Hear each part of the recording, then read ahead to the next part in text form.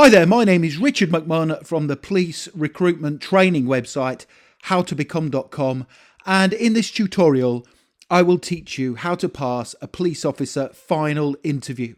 So if you are applying to become a police officer with any of the UK police forces, please make sure you stay tuned because I will help you to succeed, and to achieve that goal, this is what I will cover.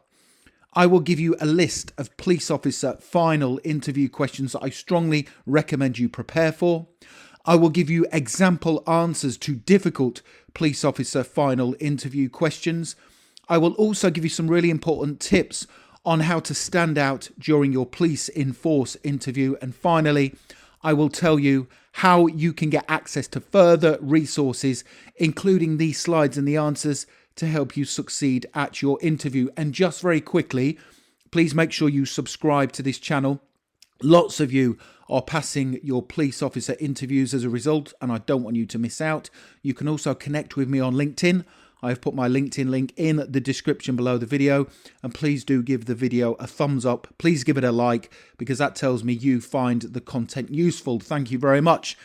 Let's start working through the questions. Please do take notes as I progress. So the first question I want you to prepare for is, why do you believe it is important to promote diversity within the police force? So this police officer final interview question is assessing your views on diversity and also your understanding of why it is so important within the police force. Now, when answering this question, my advice is to show you fully understand what diversity is and why it is essential if the police are to provide a first-class service. So here is my example answer to help you. Why do you believe it is important to promote diversity within the police force? I believe diversity is very important within the police force because society is diverse, and on that basis, a police force can only be truly effective if it is representative of the community it is serving. Now, what I mean by this is people in society have different needs based on their background, their religious beliefs, their culture, and their circumstances. And the only way the police can provide a first-class service that is fair and consistent is if the workforce is also diverse. So that's how I would answer that police officer final interview question. Let's take a look at another one. What values do you believe are core to protecting the community? Now, the police force has several important values it expects all police staff to adhere to when carrying out their duties. Now, when you answer this police officer interview question, my advice is to talk about the importance of the values and how you will ensure they are adhered to in your daily work. So here's another example answer to guide you. What values do you believe are core to protecting the community? There are many values I believe are essential to protecting the community. The first value is public service, and this is in respect of ensuring the police safeguard the public by providing a first-class service that is fair, consistent, robust, and that protects the interests of society. The second value is transparency. Being open, honest, and acting with a high degree of integrity are essential qualities needed to be a competent police officer. It is vital the public has trust in the police service. Integrity is another really important value of the police force. Integrity is about setting a good example and acting as a positive role model when you are carrying out your duties and working within the community. You must have strong moral principles and be totally professional in everything you do. Another important value is that of impartiality. You must always act in a fair and unbiased manner, be respectful of others, and challenge discrimination if you ever come across it. I believe I have the experience to abide by these important values, and I would always ensure they were adhered to in my work as a police officer. And again, that is how I would answer that police officer final interview question. Now, don't go anywhere because I still have many more questions and answers to work through with you. But when you're ready, if you want to click that link in the top right-hand corner of the video, it will take you through to my website, howtobecome.com, and you can download my full set of police officer final interview questions and answers. And you also get a copy of these slides too, including the answers we are working through together. Let's have a look at the next question. How would your approach change when engaging with a suspect who is male compared to a suspect who is female? Now, this is a very difficult police officer interview question that, in my opinion, needs to be answered carefully. Remember to say you will follow your training and the operational procedures that are in place. Now, as a police officer, you have a duty of care for all individuals, and no one should be treated unfairly based on their gender. So here's how I would answer this question. I would treat everyone fairly, consistently, and in line with the police force values and the training I would have received. As a police constable, I understand that I have a duty of care for all individuals and that no one gets treated unfairly based on their gender. However, if a situation were to arise where a female suspect was pregnant, for example, I would take this into consideration in how I engaged and communicated with her. Treating everyone fairly does not necessarily mean everyone will be treated the same. I believe there will be situations where I would need to adapt my style of communication to suit the situation. However, at all times, I would be fair and consistent because the law applies to everyone regardless of their gender. And as I say, that is how I would answer that particular police officer final interview question. Let's have a look at another one. Tell me about a time when you acted with integrity. Now, this interview question is assessing a time when you previously demonstrated one of the police officer values, and that is integrity. So my advice is to structure your answer using the STAR technique. And if you've never heard of the STAR technique before, it is a brilliant way to structure your responses to behavioural or situational type interview questions. The STAR technique means that you format your answer using situation. You explain the situation you were in, the task, what task needed doing, the action you took, and then you finish off and explain the results of your action. So let me now give you an example response to this question that utilises the STAR technique, and you can see how effective it is. Tell me about a time when you acted with integrity. In my previous job, I was working as part of a team on a client-based project, and we were discussing ways that we could save costs on the project to maximise profits. Two members of the team wanted to use a substandard product for an element of the project because it was cheaper. Now, although there was no way the client would ever find out about the use of a cheaper product, I strongly objected on the grounds that this was not only morally wrong, but it went against the contract we had signed. I felt it was my responsibility to say no to their suggestion and to educate them as to the reasons why. So I went on and explained that if we lowered the standards this time, it would encourage us to do it again in the future. Now, although the client may not find out, I wasn't prepared to take the risk, and I was totally against letting the client down.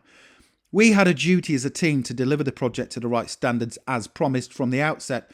The client trusted us to do that, and we should deliver.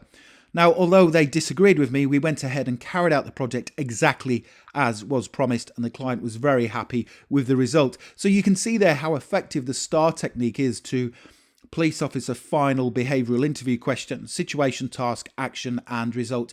And that is how I would answer the question. Tell me about a time when you acted with integrity. The next question. This is a difficult one again. You are working on a high profile case and a journalist has obtained your private phone number. He contacts you asking to anonymously confirm a rumour that has been circulating. How do you respond? Now, again, this is a really difficult interview question to respond to. However, try to use some common sense here and remember that two of the police values are integrity and impartiality. So here's my example answer to help you. So you are working on a high profile case. A journalist has obtained your private phone number and has contacted you asking to anonymously confirm a rumour that has been circulating. How do you respond? I would first and foremost explain that I would not be providing them with any information relating to the case. If the police force had a media communications team, I would direct the journalist to that department where they could then get the latest details relating to incidents across the county. There would then be the issue of how they obtained my private number, and I would ask them how this was obtained. I would also speak to my sergeant to ask him or her for advice relating to this matter. I understand it must be important to maintain positive relationships with the press, but I would never disclose sensitive information without the authority to do so. That is a good answer in my opinion. Here's another police officer final interview question. Would you treat a teenage boy and an elderly man differently if they had both been assaulted? Now again, this is a really difficult police officer interview question to answer because you are not currently acting as a police officer. So therefore, how do you know what to do? However, my advice is to always focus on the values of a police officer when explaining how you would deal with incidents of this nature. And always remember to say that you would follow your training. So one of those values is impartiality, and it would be your duty to use the evidence that is available to make a fair and objective decision. Here's how I would answer the question: would you treat a teenage boy and an elderly man differently if they had both been assaulted? An assault on a teenager and an assault on an elderly man are still the same crime. Therefore, I would not treat the crime differently, and I would treat both victims fairly and in line with the police officer values.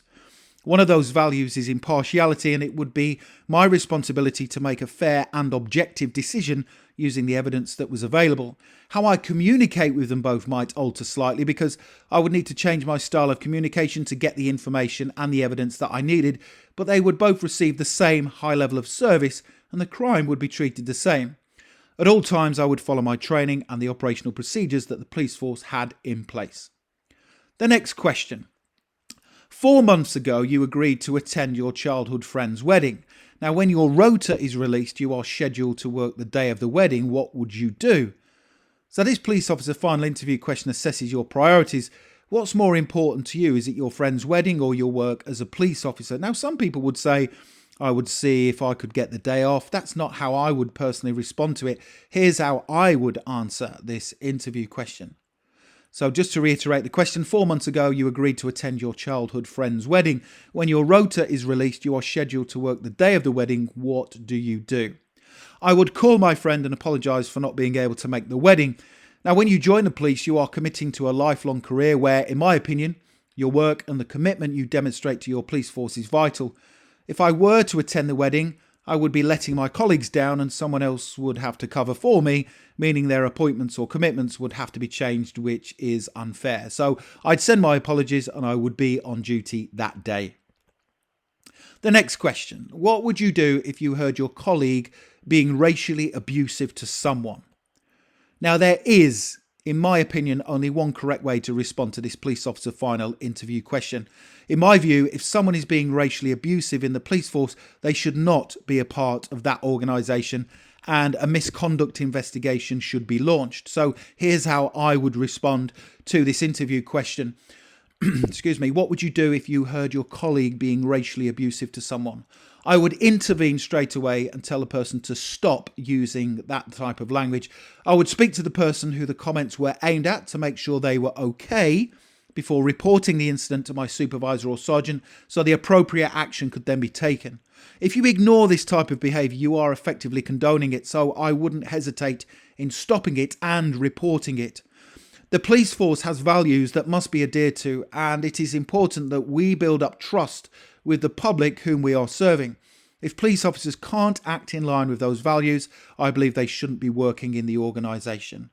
So that's my viewpoint on if somebody is acting in that manner. I don't think they should be in the organisation at all, because how can you build trust with the public whom you're serving? But the important thing is to stop it and also to report it. Some people might say I would stop it and I would speak to them to say that that's not acceptable. Personally, I would go full on and report the incident so that then the appropriate action could be taken.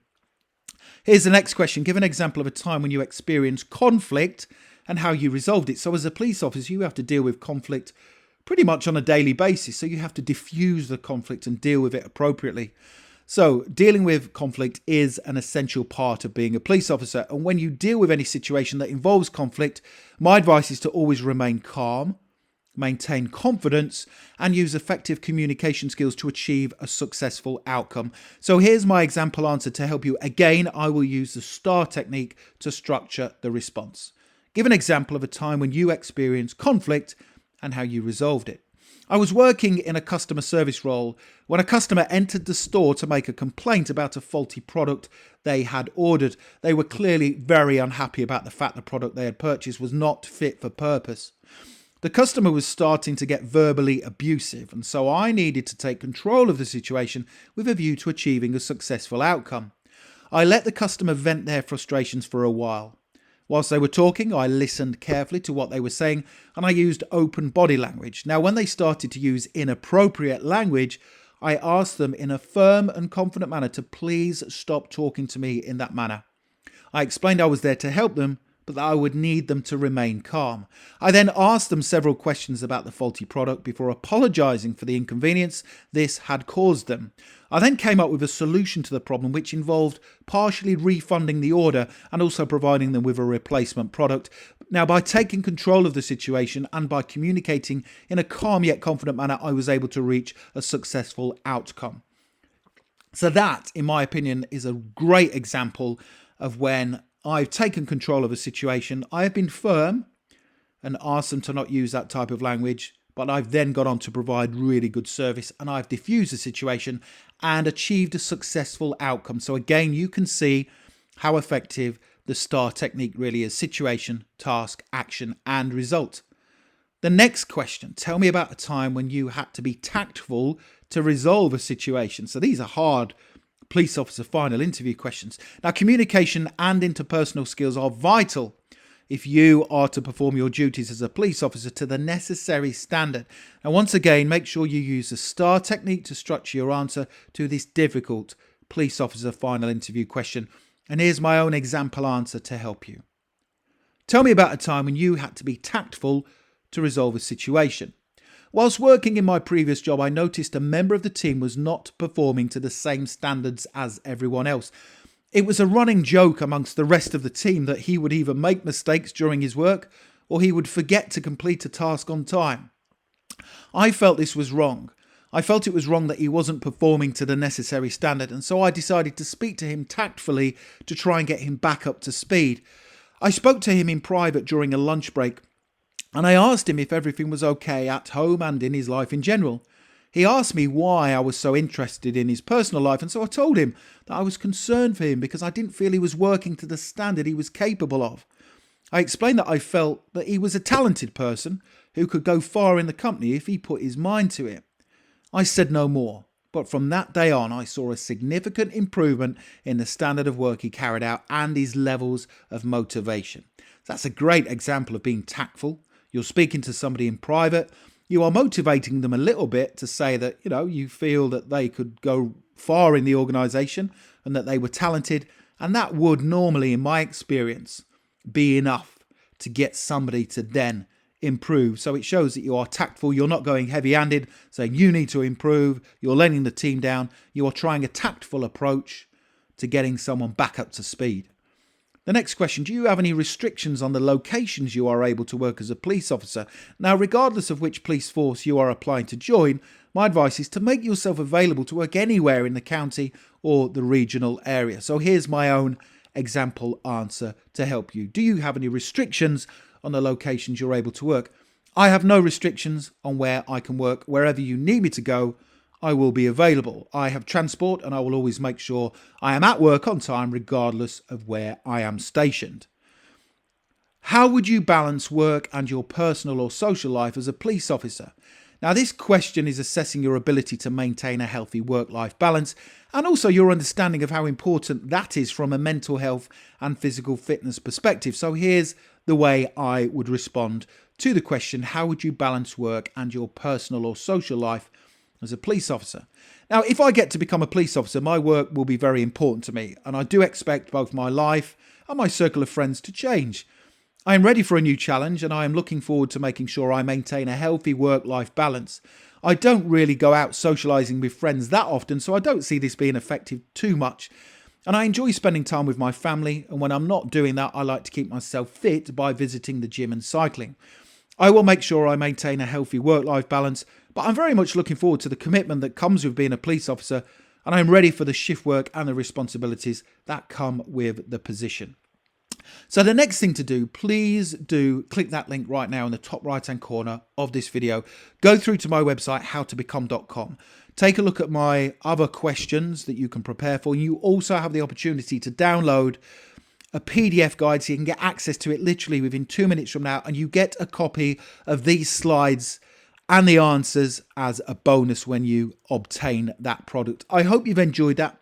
I hope you found the tutorial useful. Don't forget to subscribe. As I said at the start, lots of you are passing your interviews as a result of the content, and I don't want you to miss out. You can connect with me on LinkedIn. I've put my LinkedIn link in the description below the video, and it's always great to connect with like-minded professionals. I am a former fire officer of 17 years, And I've also been helping people like you to pass their interviews for many, many years now. And please don't forget to hit the like button. And that tells me you enjoy the content, which motivates me to create more for you. So you can connect with me on LinkedIn. My LinkedIn link is in the description below the video. Thank you for watching. And I wish you all the best for passing your police officer final interview. Have a brilliant day.